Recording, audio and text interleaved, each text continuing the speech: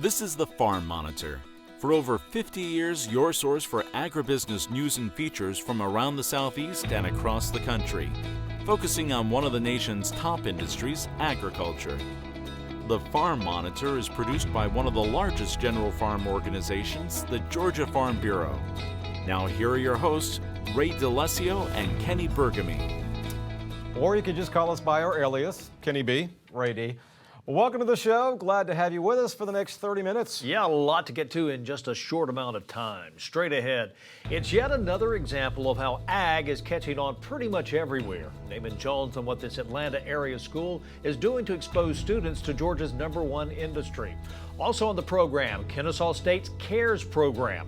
It's a behind-the-scenes look at what the university is doing to help students who are experiencing food insecurity and the number of students affected by it. It may surprise you. And then later, are you seeing more foxes and coyotes lately? Can you tell the two apart? Learn what to do if you see one of them in your yard. These stories and so much more start right now on the Farm Monitor.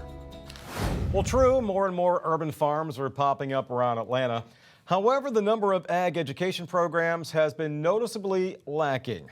It's a gap Archer High School in Gwinnett County is looking to bridge by starting up the area's first Ag STEM program, which introduces students to gardening, aquaponics, and even a farm robot.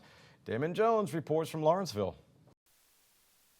The state's #1 industry, agriculture, has become more prevalent around metro Atlanta and its surrounding areas over the past few years with the rise of community gardens and farmers markets.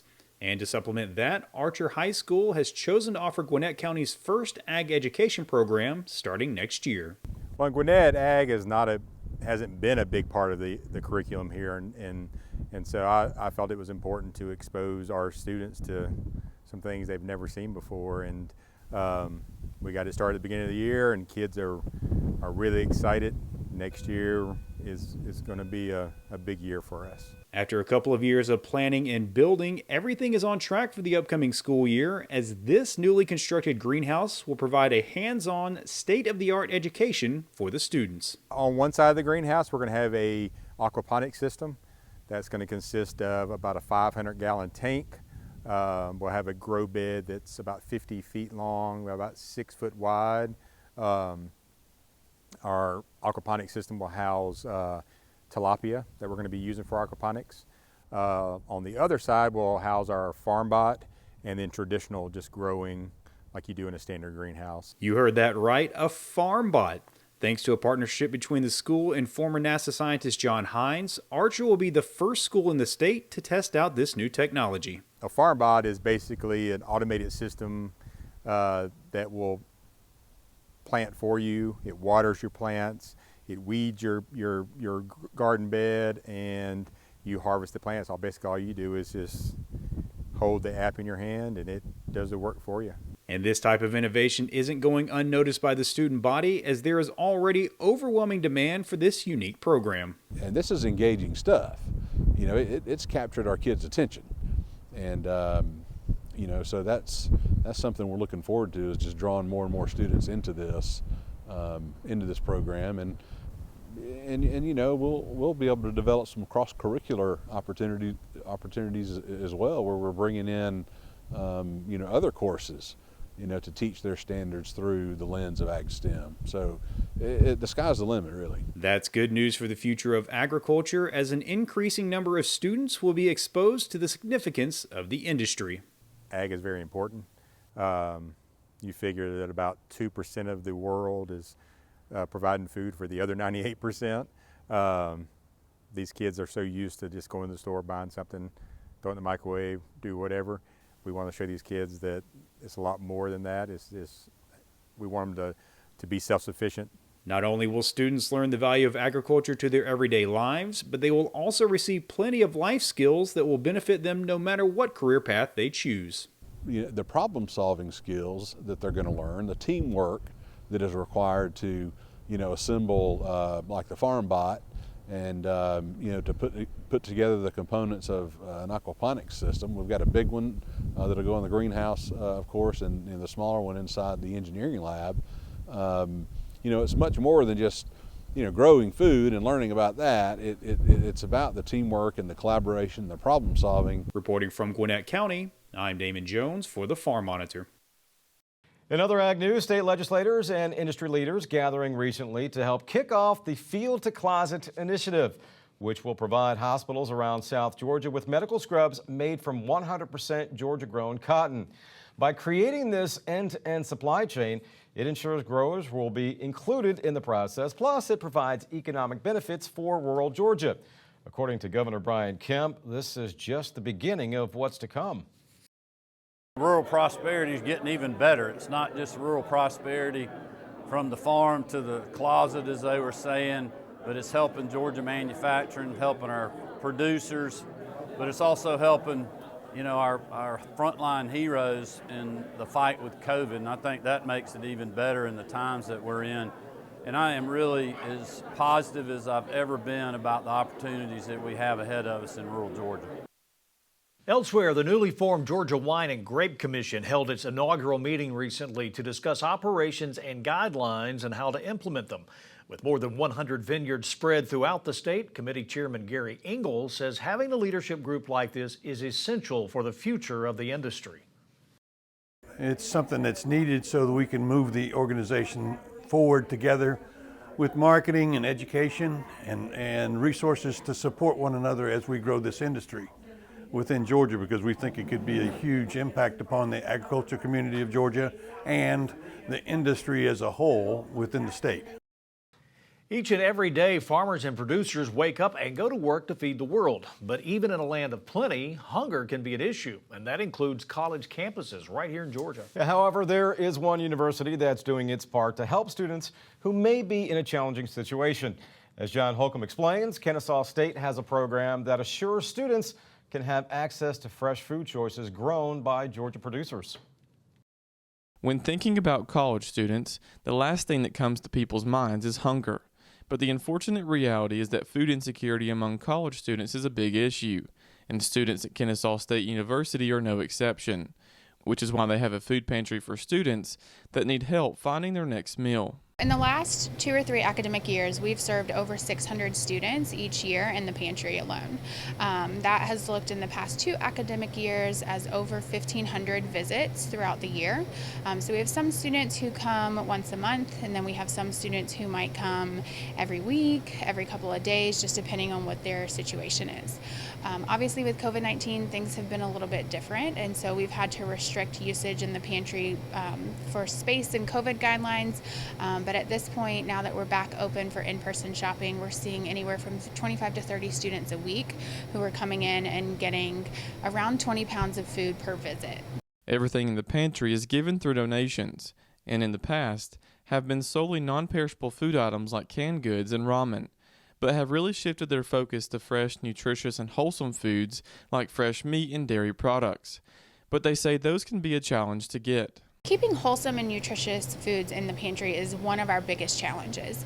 It's not getting food because we have consistent donors and consistent partners who keep us stocked, but I think helping people understand that even though ramen and cereal are kind of associated with college living, that's actually not super helpful, nutritious food.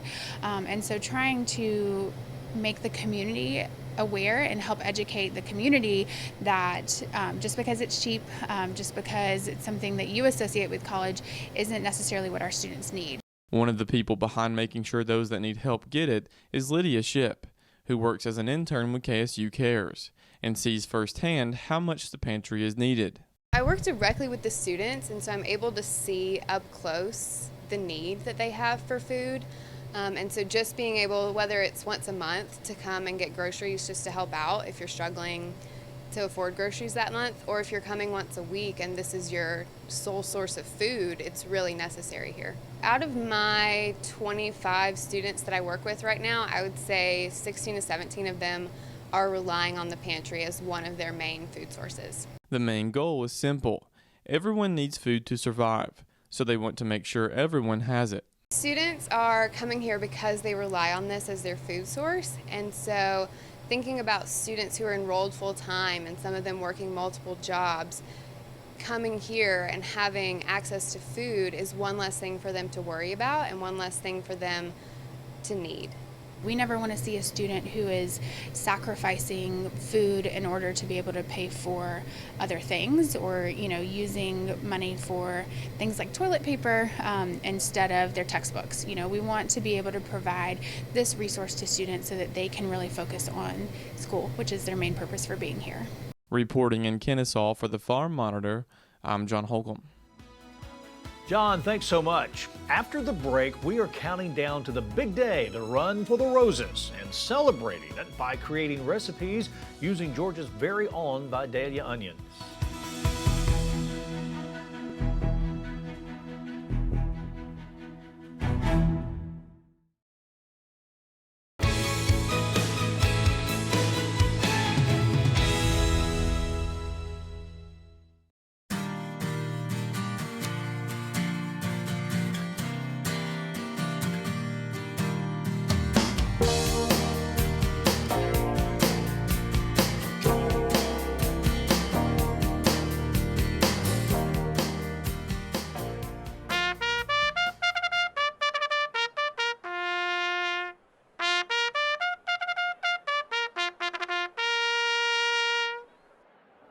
Well, if you haven't heard by now, this year's Kentucky Derby will have a new edition, a sweet edition at that. For the first time ever, the annual Run for the Roses will feature the Vidalia onion on its menu. Yes, the world famous Vidalia onion. Welcome to another edition of Meals from the Field. As always, I am joined by Marcia Crowley. Good to see you Good to again, see you, Marcia. Ray. And we are excited about the Vidalia onion. That's very cool. It is huge, Very cool. big deal. Yep. Which, it reminds me, I think a great name for a horse, for a racehorse, would be Sweet Vidalia. I agree with Can that. you imagine it? And down the stretch they come, Sweet Vidalia taking over. That's a cute name. I like that. I like Yeah. that. If Bob Baffert, anybody, or the other trainers are watching, there you go, Sweet Vidalia for a horse name. What do we got? Vidalia onions. In honor of the Kentucky Derby, Yeah. we are doing Vidalia onions. Right. And these are, I like them. They're good. Mm-hmm. They're a little bit different. This is a blue cheese crusted Vidalia onion, which goes great with steak. This is 6 cups of sliced Vidalia onions that are not cooked. Mm-hmm. We're going to mix together 6 tablespoons of butter, a 6-ounce thing of blue cheese, 2 tablespoons of Worcestershire sauce. I guess I'm saying that right. You are. And 2 teaspoons of dill. So that's kind of a different spice to use. You just kind of mix all that together. You're going to pour it over the onion slices like this. Spread it out the best you can. Get out of your way there. No, I don't do that. You don't need to do that. Then you're going to bake this at 350 for about 20 minutes and then put it under the broiler. Just stand there and watch it when you put it under the broiler, just to kind of brown it up a little bit. But like I said, it's really, really good with steak or chicken. Kind of not just kind of spread it out over the steak? Kind of spread it over, yeah, or to eat it as a side. Okay. It's good. And I made a little mess right there. Good thing I have this. Okay, the next one is, can I move this out of the way? You can do whatever you want. It's your kitchen. No, it's really not my kitchen. But this is a rustic tart. And it's so fun to make because it doesn't matter if you don't have to have a real pie crust. I mean, you don't have to hand make the pie crust. This is store-bought. So this is a pie crust, which I've kind of stretched out a little bit. And that's an egg wash, white egg wash on the bottom. This is 4 large Vidalia onions. I sauteed it in butter and rosemary leaves. You just put that kind of right in the center. You want to leave a 2-inch border around the crust. You don't want them like falling out the side of the crust? No, because then we're going to, we're getting ready to fold this crust up around it. Oh, there's more stuff that goes inside stuff. Yes. We've got 3/4 of a cup of cheese, and you're supposed to put half of it on the bottom, but I forgot to do that. So we're going to put it all on top. Would you like me to scoop the onions Yeah, why don't out? you do that one by That's okay. one? Get it out of there for me. All right, you're going to put cheese there, and then you're going to put 4 slices of cooked crumbled bacon.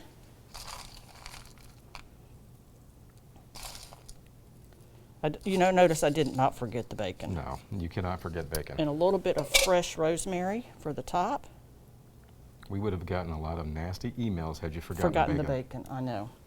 Then you're going to take this pie crust and you're going to gently pleat it and fold it. And this is a little dry because of the lights. It won't be that bad when you do it at home.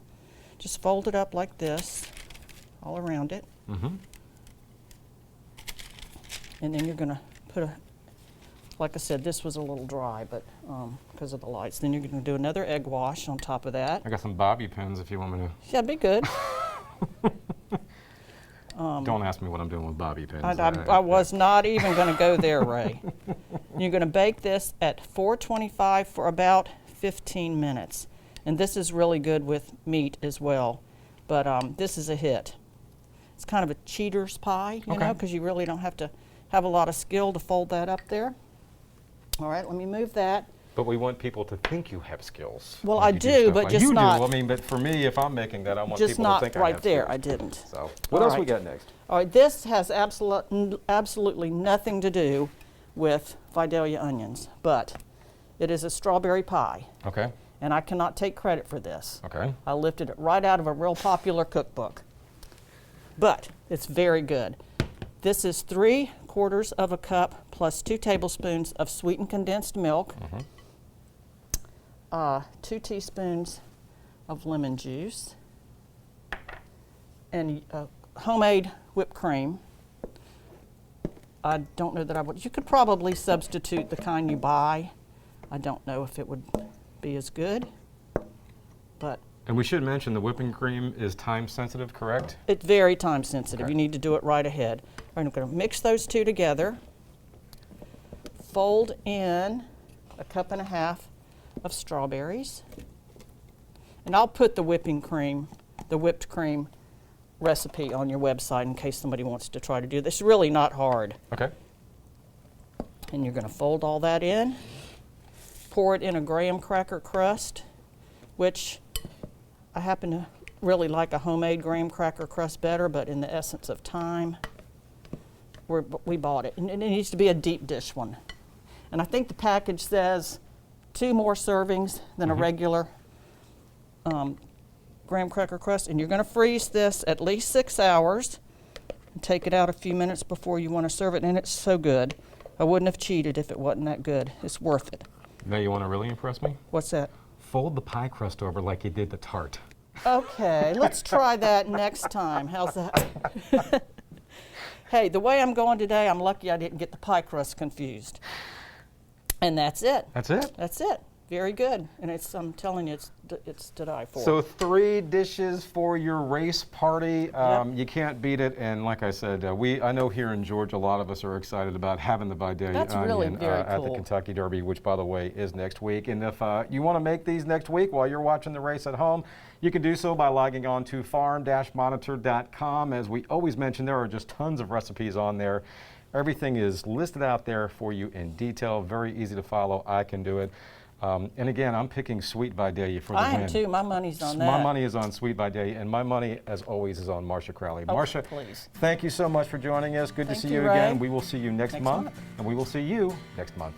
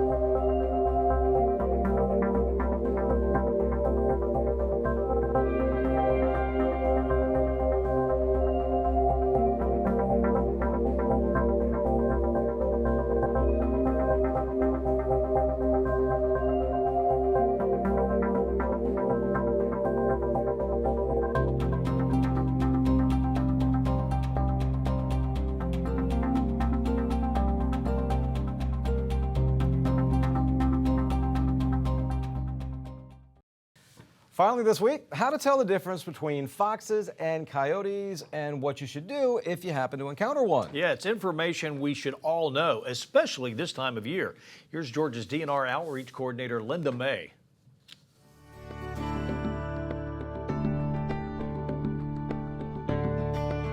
Although foxes and coyotes live here year-round, they may be more noticeable in late winter and spring, because that's when they're establishing breeding territories and finding places to raise their young.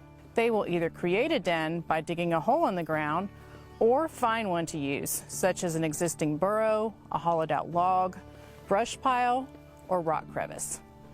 Since these wild animals readily adapt to urban and suburban areas, they sometimes make dens in surprising places, such as storm drains, under backyard sheds, in eroded areas by driveways, and even in crawl spaces.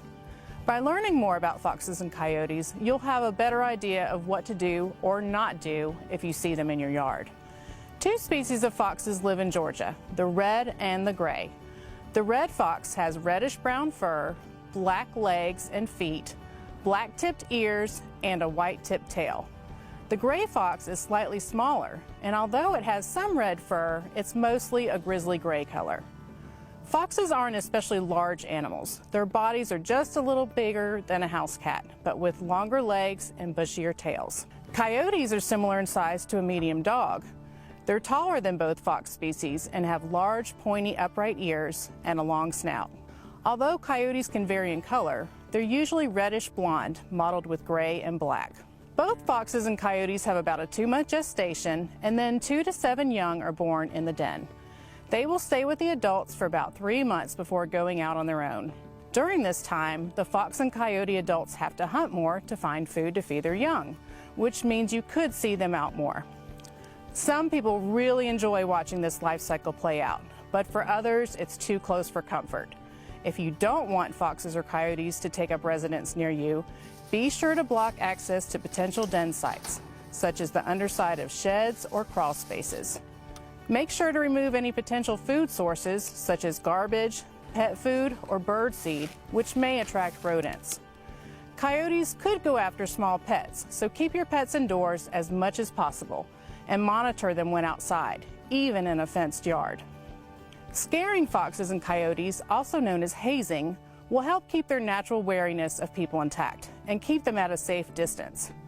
Make loud noises. You can yell, bang pots and pans, shake pennies or rocks in a plastic bottle, or use an air horn. You can also spray water from a hose to scare them away or throw a stick near the animal. The less comfortable the fox or coyote feels, the less chance it will want to stay around. Coyotes and foxes can't be relocated due to disease concerns, but if conflict continues, lethal removal may be an option. However, other foxes or coyotes may move in from surrounding areas if attractants are still present.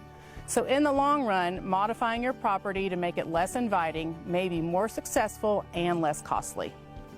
For more information, visit georgiawildlife.com and click on Living with Wildlife. Thanks for watching and for helping to keep Georgia wild.